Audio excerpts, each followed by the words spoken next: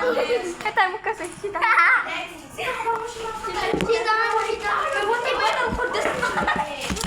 Ay, uri ng martilyo na may malambot na ulo, karaniwang gawa sa mga material tulad ng sintetikong guma, plastic kahoy.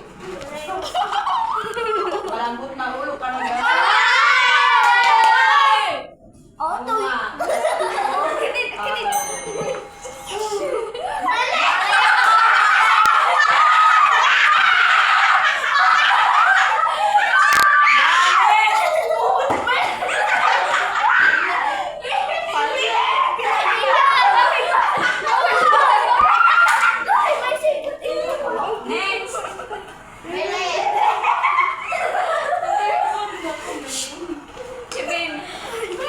Ginagamit para sa pagtutol ng kahoy o plastic sa pamamagitan ng mano-manong paggalaw. Ginagamit para sa pagtutol ng kahoy o plastic sa pamamagitan ng mano-manong paggalaw.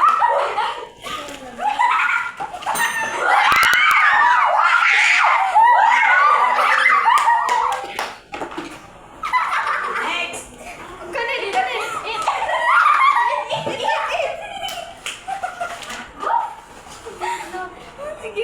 Ito ay isang L-shape na kasangkapan kilala bilang framing square na ginagamit ng karpintero gumawa ng kasangkapan.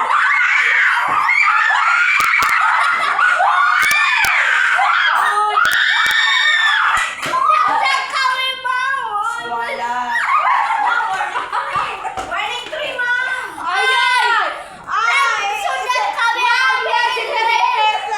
Next. Ginagamit para mahawakan ng mahigpit ang mga bagay. Para mahawakan ng mahigpit ang mga bagay.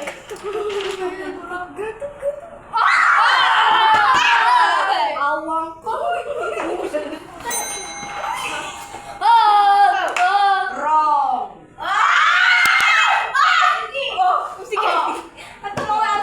Jaygato pang itit. Jayflies pang hawak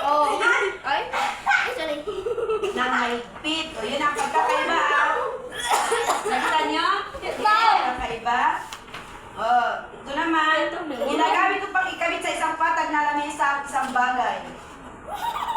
Ginagamit ko pang ikabit sa isang patag na lamesa ang isang bagay. Kasangkapang metal, ginagamit ko pang ikabit sa isang patag na lamesa ang isang bagay. Kasangkapang metal, di ba metal? Kanong metal? Wala clamp.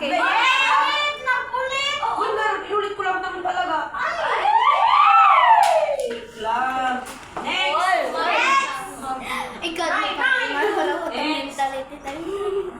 Ginagamit sa pag-a-apply ng pintura o varnish. Ginagamit sa pag-a-apply ng pintura or varnish.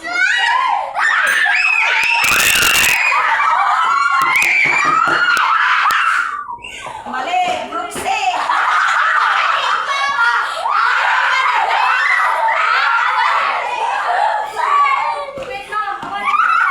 Roxanne.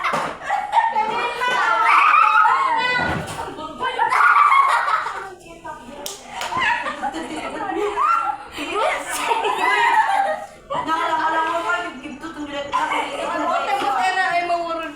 Mapiksa ba ng tingnan? Unak mo rin ko. Makikip to dita. Isiwi.